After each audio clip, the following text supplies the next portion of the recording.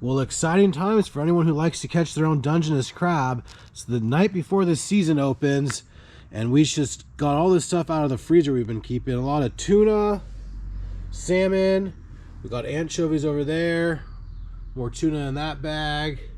These ones are already stuffed, and that's what we're doing. We're gonna be making up more bags with the bait, put those gloves on, just emptied all those bags out, and excited to get these stuffed. Got everything else ready.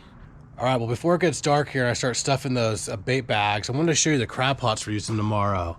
They're from Promar, and they're these heavy-duty ambush extra large HD, 23 pounds, 36 inches.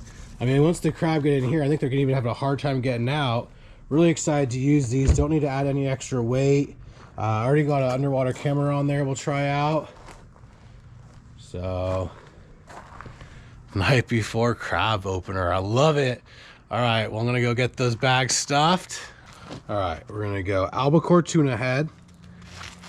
We'll keep the beak up, so when we close it, it looks like that. We're gonna go salmon fillets, dated 5/15/17, it looks like. And we'll finish it off with one of these. Bunch of anchovies. Check that out. The crab cannot resist that. So, primo bait for the opener. So this right here is from my 32 pounder. Oh, it was a big salmon. If you guys haven't checked that video out, we caught a 32 pound king salmon solo this year out of Bodega Bay. It's a day I'll remember forever. Hopefully this head can get me some nice crab now. Check that out. These are eggs. I'm trying to remember from what. I want to say this is like from a link cod. Oh no, this is the striped bass that Kevin caught. Crab. I always like to save eggs for crab. I feel like it's really good bait. All right, well, we got all of our bags in here ready to go. That's gonna save us a lot of time in the morning, having to do it on the boat and everything. So happy I did it tonight. We'll see you guys in the morning. All right, well, it's 4:58 in the morning. Not a lot of boats here. I wonder if it's the weather scaring people away, but I see a good window till about 9 o'clock, and I'll explain to you guys here shortly what I'm talking about. So we're driving out through the channel. Gotta stay on that white right there. That's where it's deeper. And that's the radar.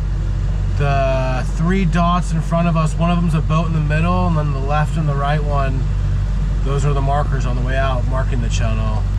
So yeah, we're driving out right now. I know you can't see me, it's really dark. We got a med with us. We'll show you his face once we get some light. But I wanted to talk to you guys about the weather. I was saying how it's we got good weather conditions about 9 this morning. For the swell, the website called Willy Weather.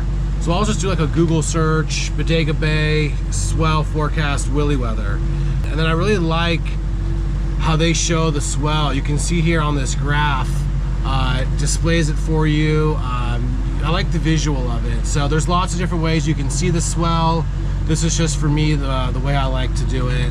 And then for the wind, I use an app called the Windy app. And I'm showing you guys now last night, and then we'll keep progressing here and showing you in a few hour increments. And you can see how when it's dark blue like that, that's light wind, and then as it turns to green, that's it getting windier. And so because it was calm at night, you know, at midnight, and still pretty calm at 5 in the morning, going out, as we are right now, I feel pretty confident that it's gonna be nice out there. All right, check it out, pitch black out.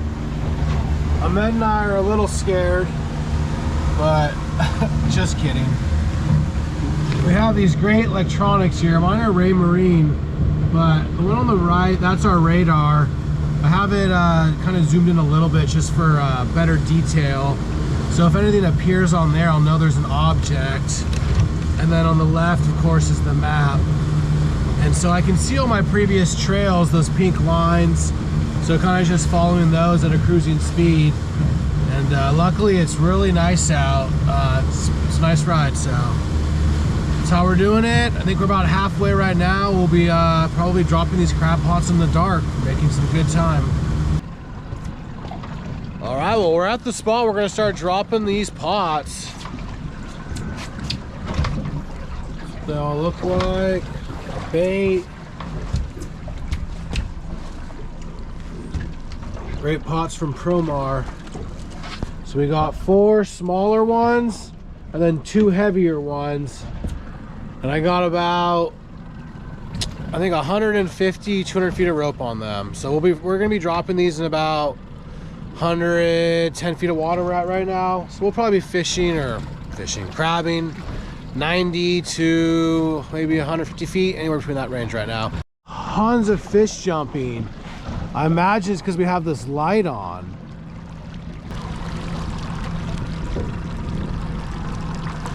With tons of just anchovies. So I have 4 smaller pots. We're adding some weight to it. There's different ways to do it. Just for today, that's just how we're doing it. These are some salmon weights, and I have diving weights in there. Added some dumbbells to this one. And then I have 2 bigger ones that weigh 23 pounds. They're my newer ones. We don't need to add any weight to those. I'm really excited about those ones. I'll have links in the description for all of these conical crab pots. Definitely the best ones on the market in my opinion, and the ones you would want to get if you're trying to get some. All right, well, we got the first one ready. We put the bag, we want to try and have a position in the middle the most you can. So we put the string through the middle there, and then we pulled it tight. So that bag shouldn't be flopping around. We want it to stay in the middle there. So we're gonna go ahead and drop it down to the bottom.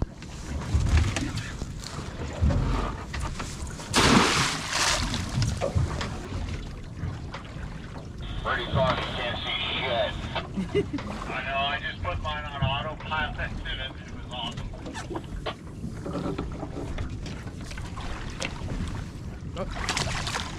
All right, mark the spot.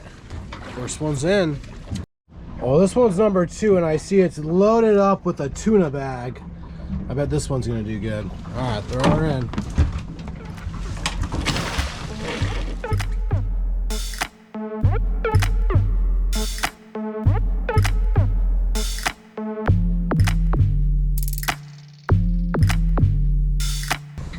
And unfortunately, I had to take the underwater camera off because it is pitch black out and we wouldn't see anything. So if we pull them up after this first round and we don't have our limit, we can add the cameras then. Go ahead and throw down number 5.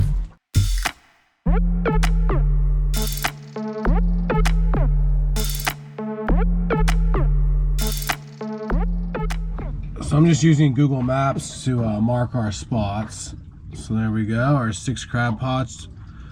Some different depths. Ones in closer on the right are about 80, 85 feet. Ones in the middle are like 95, 110, and then that one we're on right now is 130 feet. So it is 6:55. You're gonna wait for first light, and then we're gonna go start pulling them. All right, can they see us?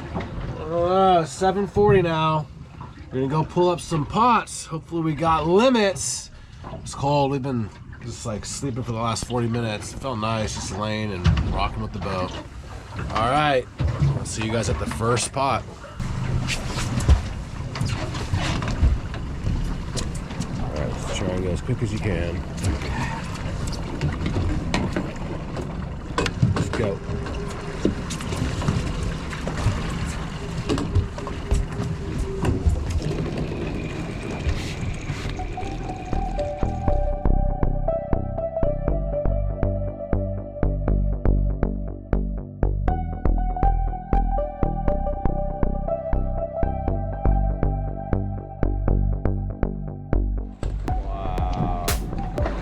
A lot of crab in there.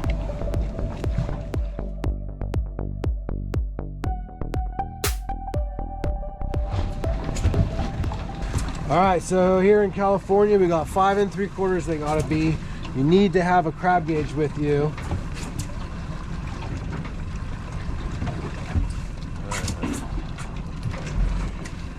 So that's good.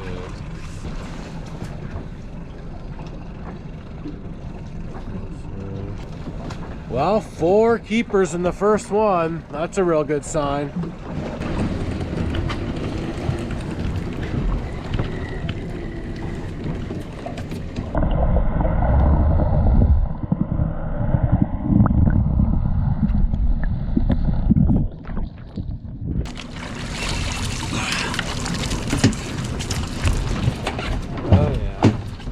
Jumbos. Huge one.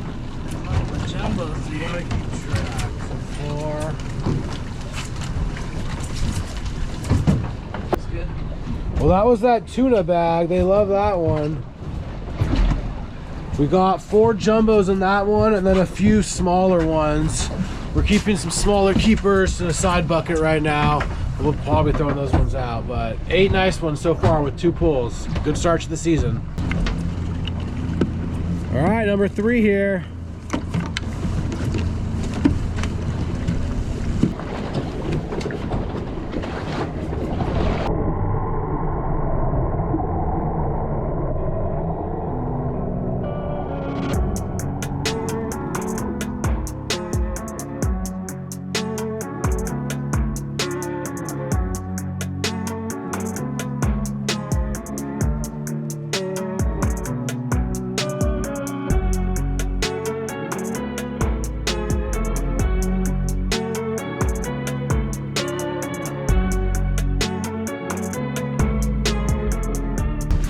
All right, well, we kept a few in the side bucket there. 1 jumbo we added, so 9 big ones total now after 3 pulls. Number 4.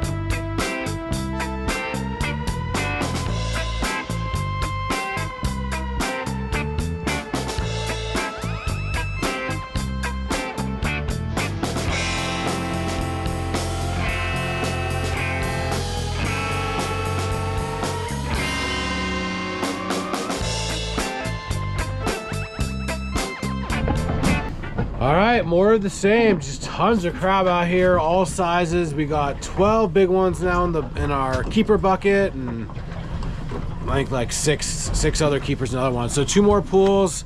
Limits are definitely in our future here. Quick morning, excited about that. All right, let's go grab these last 2. Those are the big heavy ones, a little bit deeper water. We'll see if it's different results or the same.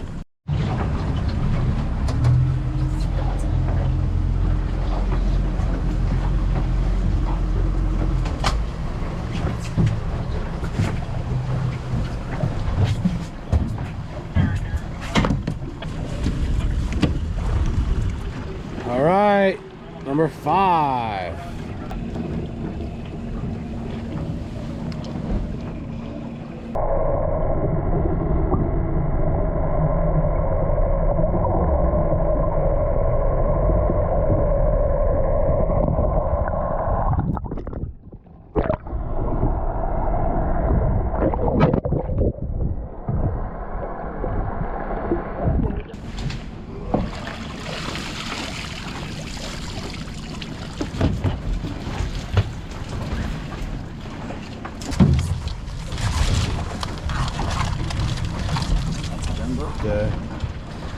Put this on the side or in the box? Yeah, I can keep it, I guess. Huh? Sure. Yeah. All right. Well, that one was another good one. So we'll pick up our last pot now. Number 6. So this was the one that was in the deepest water, 130 feet. So far it hasn't mattered. The ones in 80 feet, 100 feet. We'll see if this one has more or less.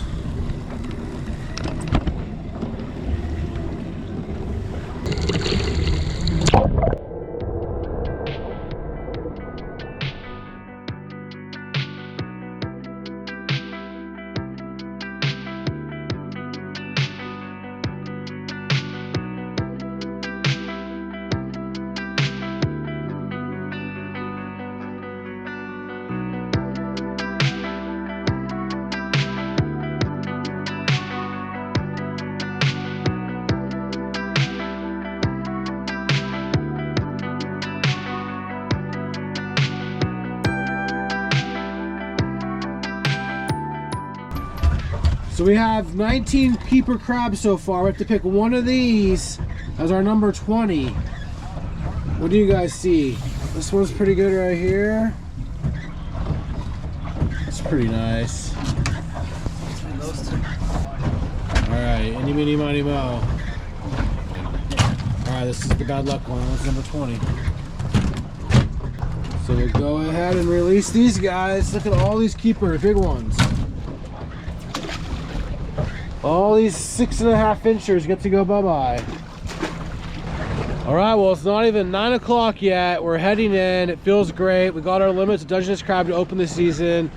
We want to do this so quick again because the conditions are about to get so bad. If you're out here in a few hours, be blowing white caps, big swells. So excited to get in before all that happens. Good day, Ahmed. Definitely. And thanks to Promar for finding those hoop nets. They're definitely really good. I love those heavy duty ones, even the small ones. Whichever one fits your crab pooler, your size of your boat, they both work great. All right, well, thanks for checking out the video. If you enjoyed it, please give it a thumbs up, subscribe to the channel for more videos like this one, and we'll catch you on the next one. All right, later, guys.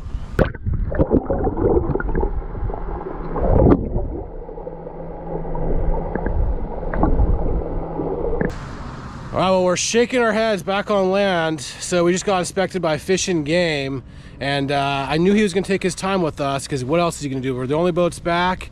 We got a bunch of crabs. So we took all 20 crab out, and as he's putting those 20 crab back in, like the biggest one falls out of his hand into the water, and now we're short of crab. So make sure Fish and Game is more careful with your crab when they inspect them.